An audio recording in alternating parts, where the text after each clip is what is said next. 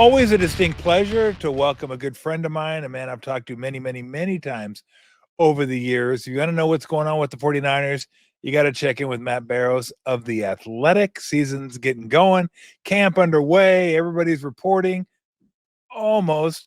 So we'll find out what's going on with the state of the Niners as it is late here in July. Matt, what's going on? How you been? I've been good. Just back from vacation. I know you're heading off to vacation, so Yep. two vacation ships passing in the night here. And by the way, for those of you that need to know, Matt and I have decided that we were talking about ice cream before we came on, and we've decided if you get a chocolate shake and you go chocolate on chocolate, chocolate syrup and chocolate ice cream, that's a crime against humanity, is what that is, and it needs to be punished. And I think you agreed, did you not? I did. I mean, I just feel like that would just muddy things. I mean, why chocolate and chocolate? It's the distinction between the vanilla and the chocolate that makes it tasty and makes it a chocolate shake. Now, I never asked you. You asked me if I went cone, which I rarely do. I go mint chocolate chip. If you go cone, what do you go with? Well, see, I made this mistake recently where I decided I would go off the beaten path. I usually get Rocky Road because Oh, that's Rocky my Road to dad's me has favorite. everything. It's got everything in it. It's interesting. Every bite is different. So I went with something that was sort of special to this ice cream parlor. They call it Moose Tracks. That big mistake. I mean, once you find your one, you stick with it. It's like finding a mate, a soulmate in life. The only thing I didn't like about Rocky Road though was the nuts. I'm not a nuts and ice cream type guy. I like it. I mean, it's just it's got a lot of nuance to it. It's got a lot of different things going on there. Got a lot of nuts in it is what it has. I don't need 32-degree nuts. I just don't need that. And you could take that any way you want to. Yeah. And in any context, it's going to be a no-go for me.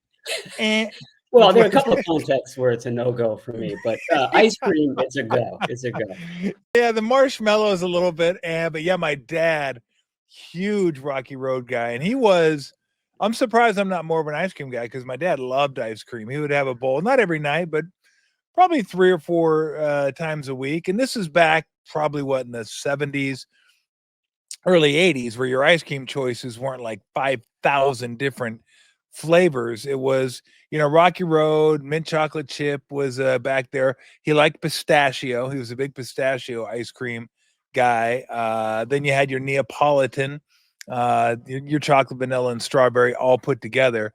I was more of a sherbet guy. I like lime. Really? Lime sherbet was probably my favorite, and then closely followed by orange sherbet. If it was part of the sherbet family, I was usually good with it, except for pineapple sherbet. Pineapple sherbet was garbage. Sherbet seems a little delicate for you, I would say. I would, just knowing who you are, what you've Yeah, done in life, I would say that yeah. you would be a more robust flavor type of guy. And I was kind of a soft kid. What are you gonna do? You you work with what you have, and Hey, I was presented that option, Matt, and I went with it. I was like, lime sherbet, I'm good. Let's go.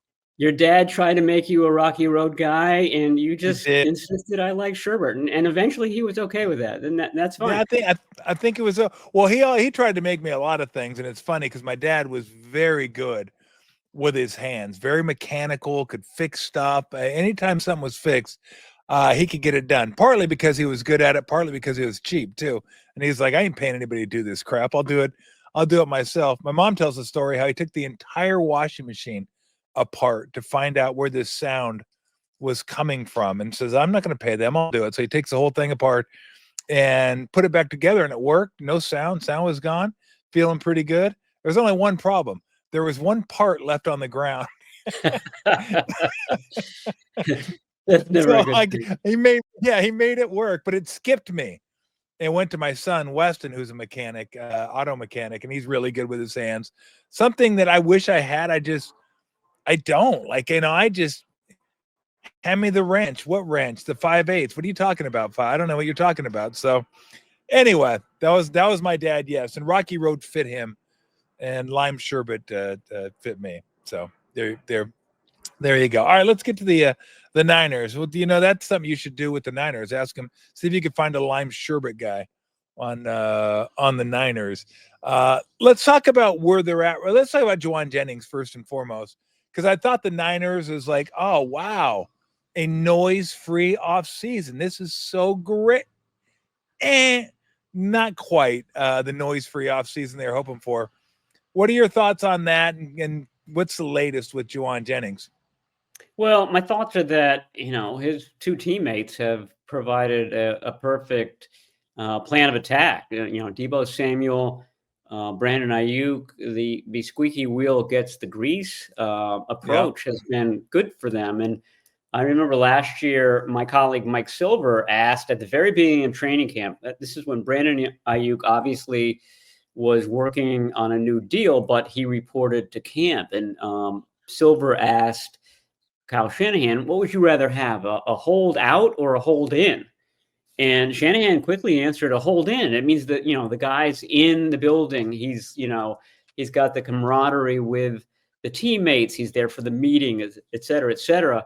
But by the end of the summer, I think, Shanahan had done a 180 on that. And, the hold in ended up being a big distraction. And Brandon Ayuk used it to his advantage.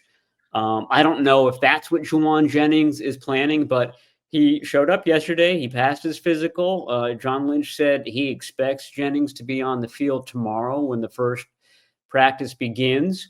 So it'll be very interesting to see what his approach is. He marches to the beat of a different drummer. He's a different guy. So to say that he's going to do exactly what Brandon Ayuk did, I don't think is giving Jauan Jennings credit.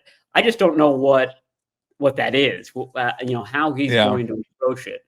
Because if he does everything like the 49ers want him to, then what's the point of giving him a new deal? There's got to be some sort of resistance from him in order to get what he wants. It's one of the bigger questions of training camp, and certainly of tomorrow, the first practice. Yeah, to me, I get it, and I get why they're doing it, and I get why they're doing it now. And like, he's outperformed his contract clearly.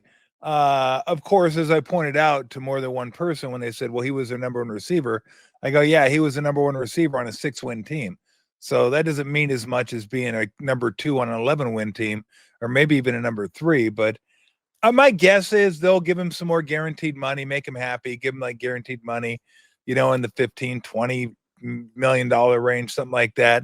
Because look, the one thing about him, he's really good, and he showed he could be really good running routes, catching the ball in traffic, in space.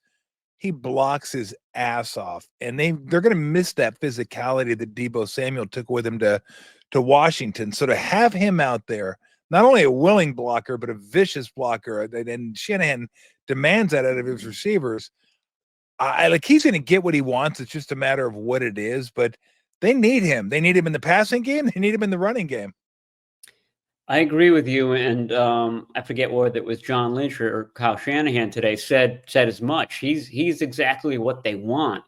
The whole Shanahan offense is predicated on being able to run and pass out of the same personnel groups.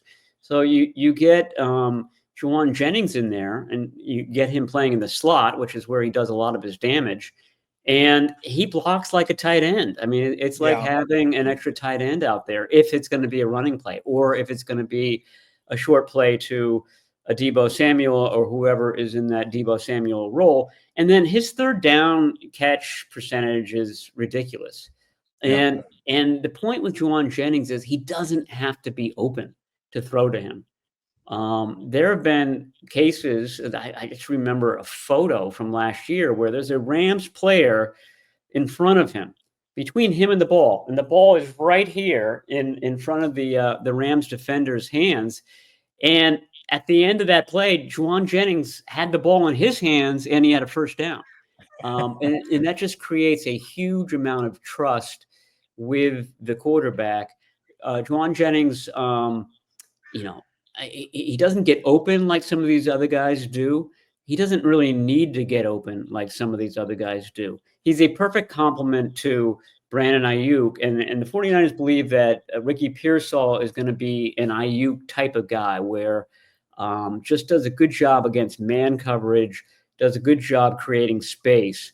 And if you have those three receivers, two of whom are these sort of man guys, and Jauan Jennings, who's a blocker, who's a zone coverage guy, who when he gets matched up on a team's third cornerback, it's a huge mismatch. And that's why he's such a good third down player, because very rarely does a team have three cornerbacks who can cover at an elite level. And when Brock Purdy sees that, you know where he's going, and the opponent might know where he's going, and it still gets there. And that's what the beauty of Jauan Jennings has been. Speaking of Brock Purdy, is this going to be another referendum year on Brock Purdy? Now that he's making a lot of money, now people can go, yeah, he's good, but I told you he wasn't worth that much. So I'm wondering, where are we going? Like, that ship has sailed for me. He's a good quarterback. You can win with him. To me, I think he's one of the top 10, 11, 12 quarterbacks in the league. I would have him higher, but I get it. But is this going to be another year where people are like still not sure about this guy, or are most sane people sold on him by now? I would say that most sane people are sold on him until you win a Super Bowl in this league as a quarterback, unless you're Joe Burrow. You don't get the elite treatment. I mean, and there have been quarterbacks that spent their whole career kind of fighting that. I've always likened him to Drew Brees, and I know that he's not there yet. I know that Drew Brees was more prolific, but not that much more prolific. I just think that until he wins that Super Bowl, there's always going to be that question, because he doesn't have the elite arm, the elite size, et cetera, et cetera. But I mean, you know, he's been better arguably than like Justin Herbert, for example, in the NFL. And I don't know if Herbert is suffering from the same persistent critiques that Brock Purdy does. It'll be interesting, because his wide receiver situation, which was problematic last year, certainly at the beginning of the season, doesn't look any better. So he's going to be fighting the same headwinds that he fought last year, at least to begin the season. He will have Christian McCaffrey, knock on wood, assuming that he remains healthy, and that's going to help. But the wide receiver position, I think, is still going to be, it seems like that's always the position of drama for this team. And I think that at least to begin the season, it's starting out that way too. It's funny. I looked at not last year, but 2 years ago, where Brock Purdy's yards per attempt, which is always a huge stat for me, was over 9 yards per attempt. And I started going down and looking historically how many guys have been over 9 yards per attempt. Not many. I think Peyton Manning did it one time. Brady never did it. I think Steve Young did it once. Montana might have done it once. Marino did it. It's like, it didn't happen. 9 yards per attempt is just like elite level quarterbacking. And I mean, look, I just hated when people said, yeah, but look at the talent they had around him. I'm like, yeah, but I don't remember anybody saying that about Kurt Warner when he was with the Rams, or Peyton Manning when he was with the Colts. I mean, it doesn't get any better than Wayne, James, Clark, and Harrison. Yeah. I mean, it doesn't get any better than that. So anyway, what do you think of the contract? Because I thought the contract seemed right. It just seemed like fair is a weird word. I don't know what fair even means, but it seemed like Purdy, if he wanted to, probably could have got a little bit more. The Niners, if they wanted to, probably could have dug in a little bit more. They found a nice spot. It just seemed to fit. Like, I don't know. I felt like when they signed it, I mean, not that either of them care, but it just seemed right. I agree. It was funny when the whole thing began, or the offseason began, you looked at the quarterback salaries and you said, Jared Goff would be a good comp for him. Yeah. The type of quarterback he is, the type of success he is. I personally would rather have Purdy, just because I think he offers an element of physical, running and escapability, and just the ability to ad lib more than golf does, and I think Mm-hmm. that improvisation is what separates very good quarterbacks from elite quarterbacks. You see Patrick Mahomes pulling Yeah. rabbits out of hats, etc. I think Purdy has that ability to do that. But I thought that that was probably the target, 55 million a year, and that's what they ended up on. So I think it speaks to who Brock Purdy is. It speaks to Kyle Shanahan's faith in Brock Purdy. We've talked about how over the years how Kyle Shanahan is looking for Kyle Shanahan on the under center. He wants somebody that can relay what he's thinking and think like he does. Somebody referred to Purdy as Shanahan's avatar. And I think of all the quarterbacks that he's had since 2017, he's finally found that Yeah. avatar in Brock Purdy. So I think there's a real belief in him. Certainly from a preparation standpoint, a maturity standpoint. I remember when he was coming back from the elbow surgery, he got back on the field a lot sooner than everyone expected, and that's partly because he's a young guy and he's he's an athlete, but it's also because he took a very mature approach to it. He took an approach that you would expect a 35-year-old to. Changed his diet, changed his sleeping habits, did everything he could to heal faster, and he did. I just thought and he was like 23 years old at the time. I just thought that Yeah. kind of spoke volumes about who he is. No, I think they got one, no doubt. All right, let's go over some of the rookies and who you think is most important to the success of this team, because there's a bunch of them they're going to be counting on. Williams, obviously, Michael Williams, the first rounder, end out of Georgia. Then you got Collins and West, the big boys in the middle. Martin at linebacker, Stout, defensive back. Who do you think is like kind of? They might all be the same. They might all be integral in their own way to helping define this team and what they're going to end up being. But I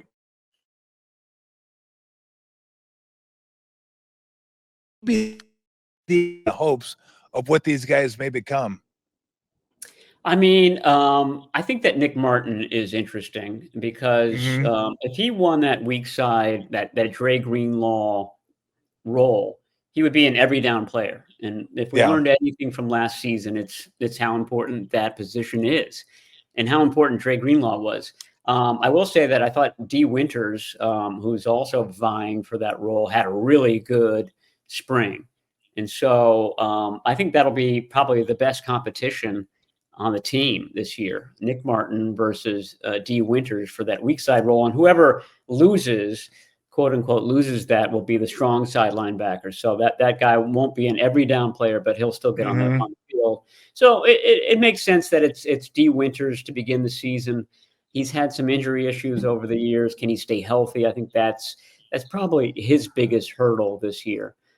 Because when he's out there and he's confident, then you see that speed that he has. It's elite speed. He's way faster than any linebacker they've had in recent memory. This is D. Winters. So he could really make a difference. And then I think Michael Williams, I mean, I don't want to put the cart before the horse and just kind of, crown this guy before he even steps on the field. But his baseline, his floor is pretty high. I mean, he's going to be a good, sturdy, base down defensive end. And the question is, how much can he contribute as a pass rusher? And his big contribution as a rookie might be pass rushing from the inside as a rookie. Yeah. With Bryce, kind of like Armstead used to do, right? Like Armstead used to do, Yep. like Charles Omenihu used to do, Arden Key used to do. When you put a guy like that against a guard or a center, that's a mismatch. Yeah. They're just too quick for those types of guys. So Bryce Huff on one side, Nick Bosa on another, and then Michael Williams being an interior rusher. That's a pretty formidable group if it works out the way it looks on paper right now. So Those two guys, and then the third guy I'd mention is Upton Stout, because that, in some games that is an every down role, Yeah. and he could be the third the third cornerback, and he's battling against Trey Brown, a veteran who played for the Seahawks. Not a household name, certainly not a household name among 49ers fans. Hasn't played a lot of nickel in the past, so feels like it's Upton Stout's position to win. And they drafted him higher than a lot of people thought. They believed in him. As the 49ers like to say, they were convicted in him, the coaches and personnel department alike. And he's basically that nickel role is sort of a mini linebacker role. You have to be a tough guy. You have to be willing to kind of throw your hat into the meat grinder in the middle. And that's sort of the question with him. He's a little bit undersized. Can he handle the kind of the physical parts that position requires? Great name for a defender, though. I mean, well, it's got a Tom, hit. It sounds like a beer. I mean, well, it is. Well, it is a beer, Matt. it's absolutely. If they could have another like defensive player, a cornerback named Porter, that'd be amazing.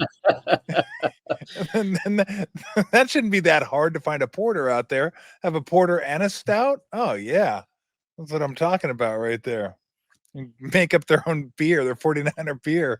All right, let's talk about the offensive line. And like this all hinges to me on Trent Williams. Like Trent Williams stays healthy. It's amazing that one guy makes that big a difference. They go from having a pretty good offensive line to, wow, we may be in a little bit of trouble here with just one guy.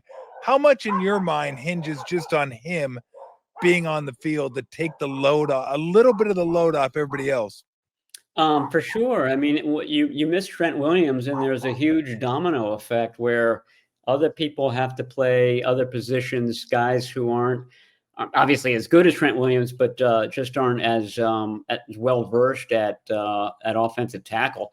My thought is that it's McKivitz on the right side, Williams on the left as the starters, and probably Andre Dillard, who Tim Kawakami and I call Mr. Snuffleupagus because we haven't seen him yet. We don't even know if Andre Dillard exists because he didn't take part in any of the spring stuff. But he does have a good amount of experience. So he would be the natural replacement, certainly for Trent Williams on the left side. And then the guy who sort of jumped out a bit in the spring is Austin Pleasance, who was a late addition last year. Remember when they had all sorts of injury issues on the line? They brought in him and they brought in a couple of other guys, and Pleasance was the one who stuck around. So Chris Verster sees something in him. Could he be a diamond in the rough? Who knows? But they're excited about him as possibly the fourth option. Spencer Burford also an option there. He was certainly was one of the starters in the spring. So, I mean, it's not a great situation, but I think it's typical to the NFL. I think any podcast right now, the Vikings media is doing a podcast, the Chargers media is doing a podcast. They all say the same thing. If we lose the left tackle, this offensive line is in a world of hurt. There's just not a lot of good offensive linemen in the league right now. Yeah. Well, except for the Chargers have two tackles, Slater and Alt. They're actually one of the teams that's kind of covered. Yeah, I was pulling random teams, and I pulled the wrong random team. You did. You pulled the only team that has tackle taken care of for the next. That was 10 Freudian. Years. That was Freudian. Bravo. Well done. I had Tom. Before I got on with you, I had way too many Upton Stouts, and I'm a little very nice. Well done. I'm gonna have some this week. There's no doubt, no doubt about it. Probably not stouts. Probably more some pilsners and some pale ale, stuff like that. All right, the receiver position. Let's say they don't have Jennings right now, so let's assume they're not going to have him. We think they will, but they don't for now. So you got Pearsall, who came on strong last year. Cowings, minimal impact, second year. Watkins, I believe that's his name, out of Mississippi. He's a rookie. So this wide receiver room, who knows? I mean, if you get Jennings, you feel like, okay, Jennings, Pearsall, Cowings, Watkins, maybe we could work with that. Kittle's a given at tight end.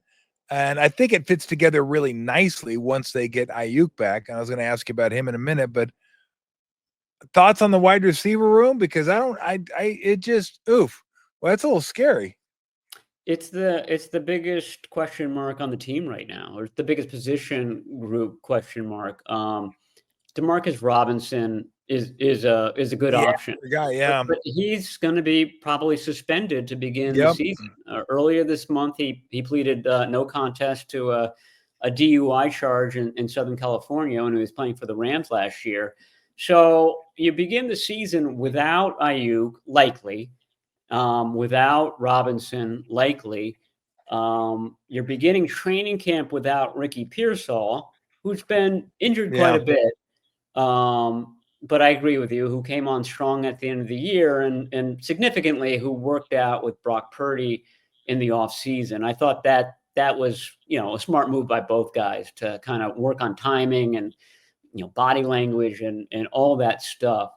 If he comes back and has a full or fullish training camp, I think they'll be okay there. The guy who impressed in the spring was Cowing. He was also part of that group that worked out. It's the Arizona boys. It's bear down, by the way. Let's go. Exactly. Purdy, Pearsall, Cowing, they're all from Arizona, and so they all got together. I think that's always important when wide receivers work out with their quarterbacks in the offseason. It just builds a lot. It's chemistry. And then the guy who was really impressive among the rookies was Watkins. And you talked about Purdy's yards per attempt. Watkins has real speed. He ran a 4.3 something at the combine. And he just seems tailor-made for those deep outs. I mean, the deep crossers that are so important to this 49ers offense. So, they threw a lot of deep balls to him in the spring. They threw a lot of those crossers to him. He stood out. And he took part in every practice. And I know you think, oh, it's just the spring. Why is that a big deal? They're not even hitting each other. They're not even in pads. For rookies, I mean, that's fairly rare for a rookie to go through a full spring and not have one hamstring, groin, calf issue, because they usually do. Obviously that could be problematic in the summer, but I thought it was a really good start. He was one of the rookies who really jumped out during those May, June practices.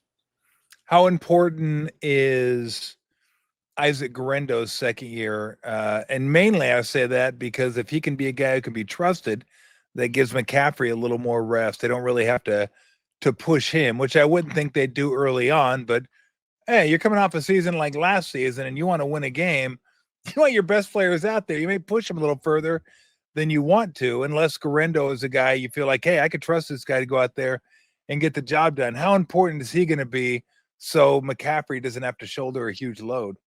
Yeah, I mean, to me, it's whether the 49ers believe that McCaffrey's injury-filled 2024 season is related to his super heavy load 2023 season. Yeah. And both McCaffrey and the team have just dismissed that as there's no link there. I mean, of course not. How can you even think that there's a link there?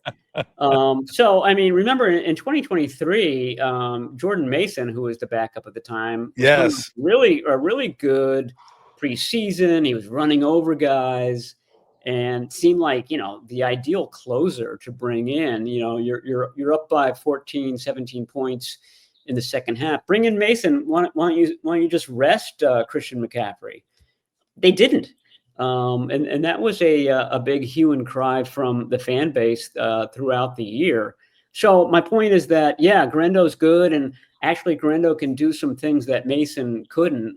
He's a really good wide receiver or receiver when he needs to be. So you would think that he's a little bit more of a one-to-one with McCaffrey. You take McCaffrey out, you bring Guerendo in. you're not missing that much. But I mean, it's been the 49ers MO, and I think it really boils down to Bobby Turner and Christian McCaffrey, that if McCaffrey is hot, you don't take him out. I think it really will depend on McCaffrey and McCaffrey's health. All right, before we get on out of here, one last Niner question, then a couple goofy questions. Okay, I usually try to get away with not asking about kickers, but since it's a big storyline this year, I know they're bringing in competition for Moody. I always wonder how you put pressure on kickers, what kind of games they might play to put pressure on him. Like, tell me what you think of this. I think this would work. Give him like a 51-yarder, game-winning field goal. He lines up behind center, does his little sidestep, and then Shanahan calls timeout and walks over to him and goes, "Look, if you make this, we win the game. If you miss it, you got to get a colonoscopy." I mean, can there be any more pressure than that? I don't think so. I mean, that's a lot. That's a lot of pressure. That is a lot of pressure. Or just full cavity search, something like that. I mean, that's rough. If he makes that, it's your job. You got it. You're good. They gave him that scenario when they were thinking the full about cavity search. No, not the cavity search. I don't want anybody. They beat me to it. Unbelievable. They worked him out before his draft, and one of the last things was the special teams coach Brian Schneider at the time said, "Okay, this last kick, it's going to be a last seconder. We want you to be on the sideline and run out with your crew, and nail this kick." And he did, and apparently they had a long snapper that wasn't really a long snapper, and the snap was way off, and the holder had to reach out and get it, and Moody still made it. And that was one of the things that really impressed the 49ers, is that even with this crappy long snapper that they were using for the tryout, he was still hitting everything and hitting the high pressure stuff. And to be fair, he does well in these practices. I don't know if they've ever been quite the scenario that you put forth, but my suggestion would be, Fred Warner takes it upon himself to challenge offensive players. You remember he was barking at Ayuk a couple of years ago, and they had a big spat. Sort of the Ronnie Lott treatment. Ronnie Lott used to do that all the time, and just kind of challenge your teammates to get better. It's very antagonistic, and it's constant chirping. Do that to the kicker, rattle the kicker. And if he can withstand that, if you can withstand a Fred Warner, a possible Hall of Fame linebacker, chirping at him throughout the dog days of August, then chances are he's gonna make it. Yeah, no, I like it. I also like, if you miss it, we're going to pull out all your nose hair. And that's a rough one. That's a rough one too. I mean, we can't afford that. We need all the hair we can get. Me and you, we're like, hey, you can't take any hair. We've already given enough. Deforestation has taken enough away from us. So, all right, let me ask you a couple of quick hitters before we get out of here. If you had a peanut butter and jelly sandwich, what type of jelly are you going with? I was actually thinking about this the other day. I feel like you were. Yeah, well, I was thinking more about like Jolly Ranchers and Starburst and what is consistently the best color there. And I always think that the grape has the most power. I feel like grape always shows up.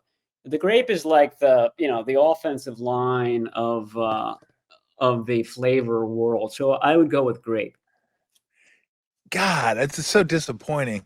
You disappointing. Strawberry? Oh, I'm strawberry. Well, yeah, you're a Neapolitan guy. You're a sherbet guy. Yeah, of course I don't think Starburst has grape. You're gonna have to look into that. Now they have strawberry.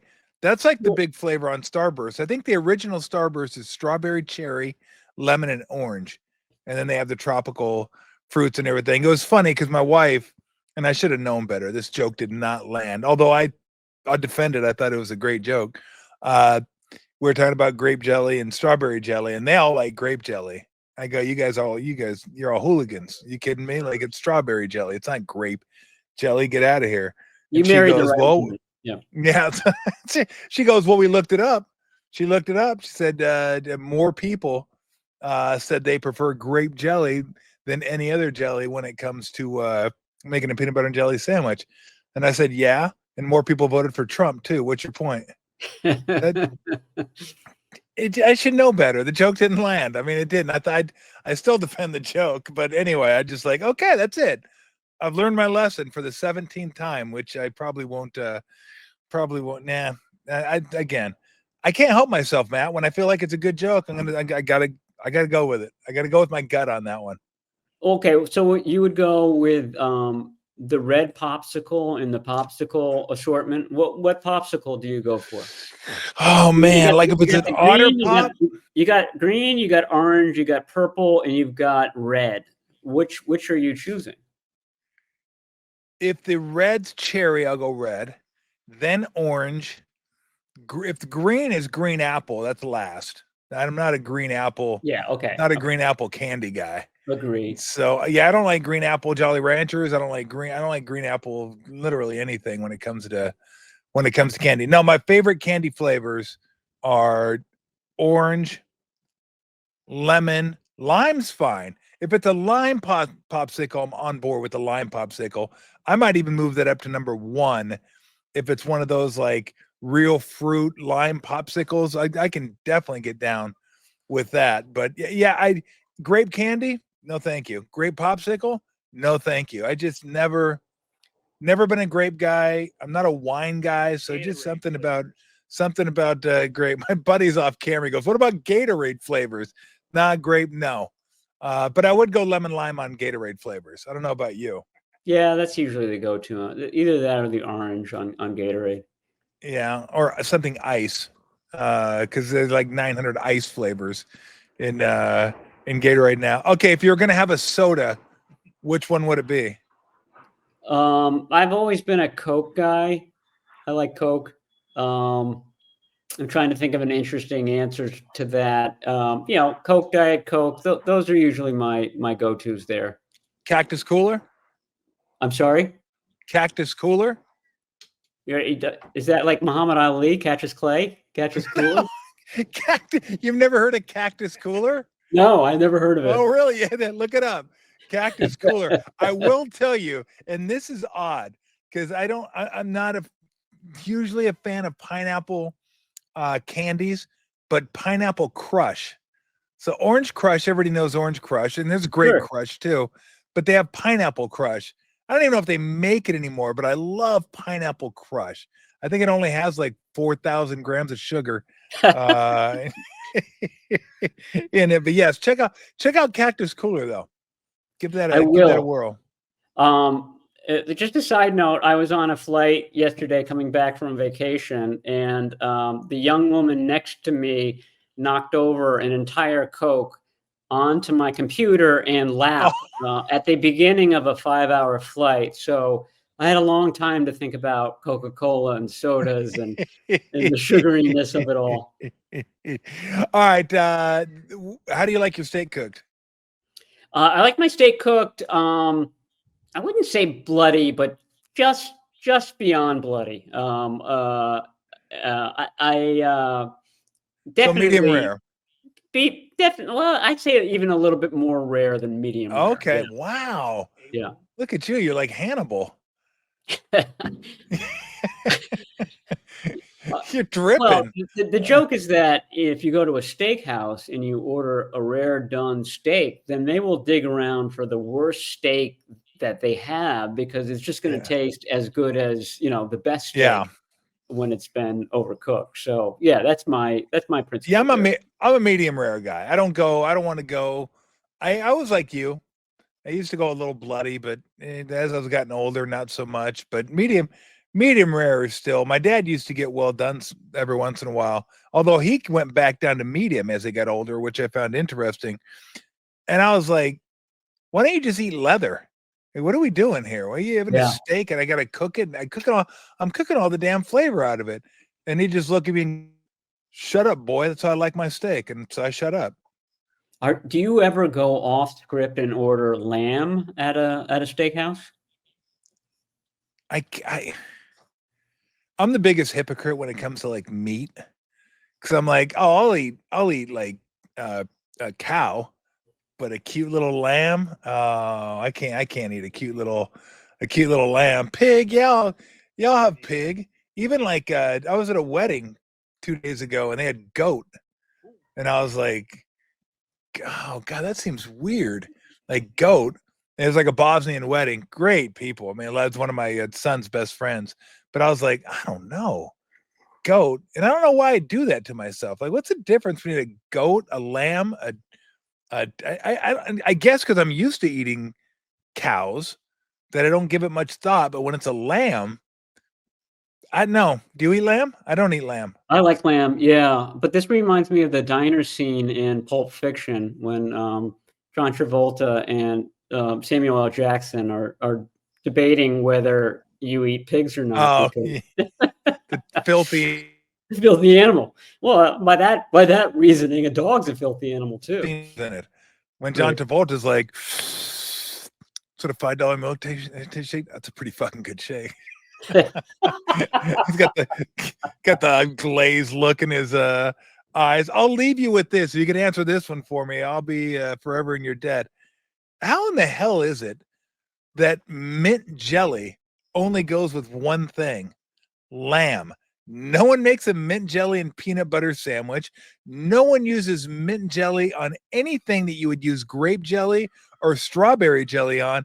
Mint jelly is used for one thing, to my knowledge, one thing only, and that is lamb. How did that come to be? How did someone eat lamb and go, you know what?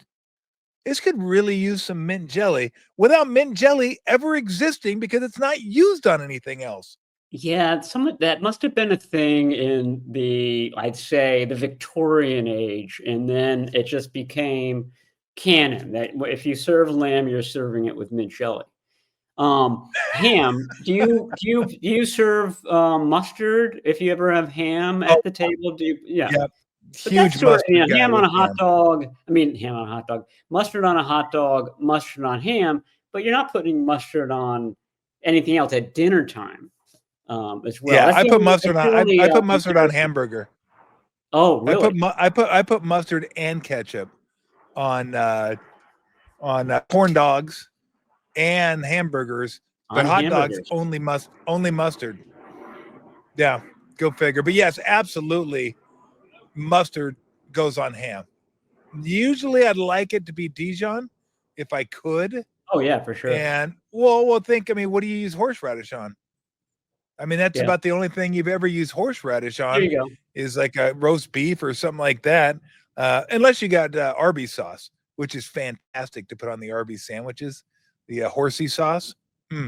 That's good stuff. But the point is, You're looking at me like, what are we fucking talking about? Arby's. How there are we getting to this? there are certain things in your fridge that are only used with the once a year thing that you cook. Yep. No, So no doubt there you about go. it. So if you ever find another use for mint jelly, definitely text me and let me know. I will. I'll let you know. Oh, hey, Matt, thank you so much. I appreciate you coming off vacation and giving us a little bit of your time. Hopefully we can catch up with you from time to time throughout the course of the season. But if not, I love your work, love reading your stuff in The Athletic. If you don't, you probably should if you want to keep up with what's going on with the 49ers. It doesn't get any better than Matt Barrows. So thank you so much, Matt. I really appreciate it. Tom, thanks for having me on, and I hope you enjoy your vacation. And try that Upton Stout. It goes down smooth.